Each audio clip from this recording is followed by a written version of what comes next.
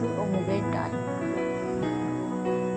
আমরা প্রথমে ডালগুলিকে ভালো করে ধুয়ে নেব, মোচাগুলিকেও ভালো করে ধুয়ে নেব এবং চিংড়িটাকে ছাড়িয়ে ভালো করে পরিষ্কার করে ধুয়ে নেব।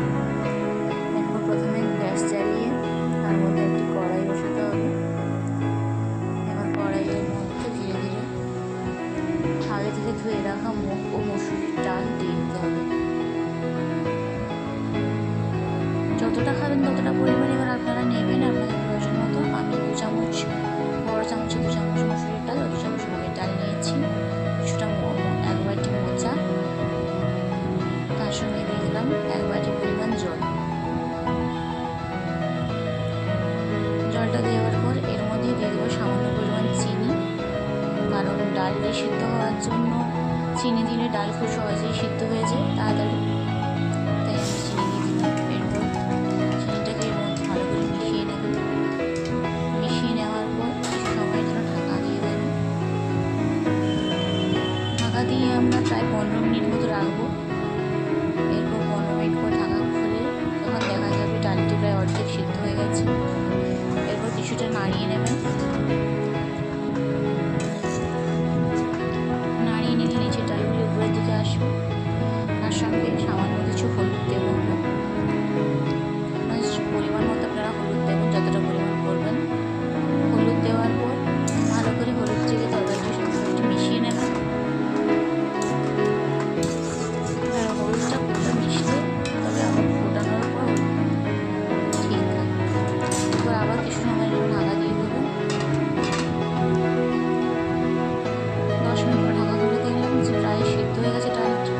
এরপর আমরা কিছু সময়ের জন্য নাড়িয়ে নিয়ে ডালটিকে আমরা একটি বাটিতে ঢেলে নেব।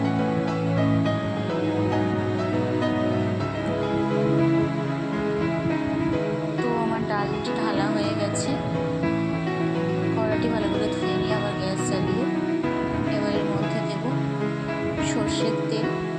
সাদা তেলেও আপনারা করতে পারেন, কিন্তু আমার সর্ষের তেলটা ভালো লাগে তাই এই সর্ষের তেলেই আমি করছি। সর্ষের তেল দেওয়ার পর এখানে আমরা বেটে রেখেছি আদা, পেঁয়াজ, ছাড়িয়ে রাখা চিংড়ি মাছগুলি আছে।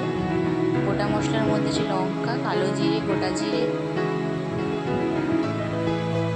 আর এলাচ, দারচিনি এবং তেজপাতা। এরপরে আমরা তেল গরম হয়ে যাওয়ার পর 2 থেকে 3 মিনিট লাগবে তেলটি গরম হতে। 2 থেকে 3 মিনিট পর এর মধ্যে আমরা গোটা যে মশলাগুলো রেখেছিলাম গোটা মশলাগুলো দিয়ে দেবো। গোটা মশলাগুলো দিয়ে দিলাম। এরপর গোটা মশলাগুলি দিয়ে দেওয়ার পর তেজপাতা দিলাম। সব মশলাগুলোকে ভালো করে কিছু সময় নাড়তে হবে। নাড়লে দেখবেন কিছু এই গোটা মশলার একটা খুব সুন্দর স্মেল বেরোবে। সেই স্মেলটা যখন আপনি ঠিকঠাক মতো পাবেন এবং মশলাগুলো যখন একটু ভাজা ভাজা হয়ে আসবে তখন আগে থেকে বেটে রাখা যে পেঁয়াজ রসুনগুলো ছিল সেগুলো আমরা দিই। যতটা আপনার তরকারির পরিমাণ ততটা পরিমাণ মতো আপনি আপনার পেঁয়াজ রসুনের বাটাগুলো দেবেন। যদি আমি রসুন ব্যবহার করছি না, রসুনটা অপশনাল, এটা আপনি ব্যবহার করতে পারেন আবার নাও পারেন। আমি শুধু আদা আর পেঁয়াজ দিয়ে করছি, তো পেঁয়াজটাও স্কিপ করেন, নিরামিষ করতে পারেন। চিংড়ি মাছের পেঁয়াজটা স্কিপ করতে পারেন। 1 টেবিল চামচ দিলাম এখানে আদা বাটা আর 1.5 টেবিল চামচ মতো এখানে পেঁয়াজের বাটা দিলাম। পেঁয়াজের বাটা দেওয়ার পর কিছু সময় আমরা নাড়বো। নাড়তে নাড়তে দেখবেন মশলাটা অনেকটাই প্রায় ভাজা হয়ে এসছে। আর আমরা প্রথমে যেহেতু নুন দিইনি তাই নুনটা আমরা এর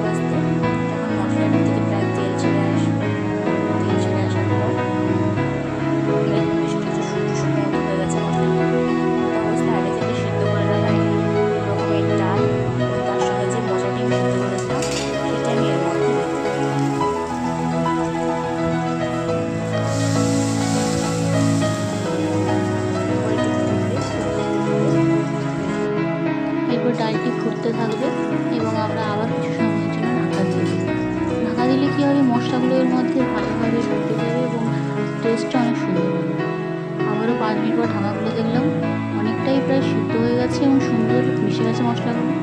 কিছু সময় ফুটতে ফুটতে অনেকটা ঘন হয়ে আসবে তখন এর মধ্যে আপনি অ্যাড করবেন সামান্য গাওয়া ঘি।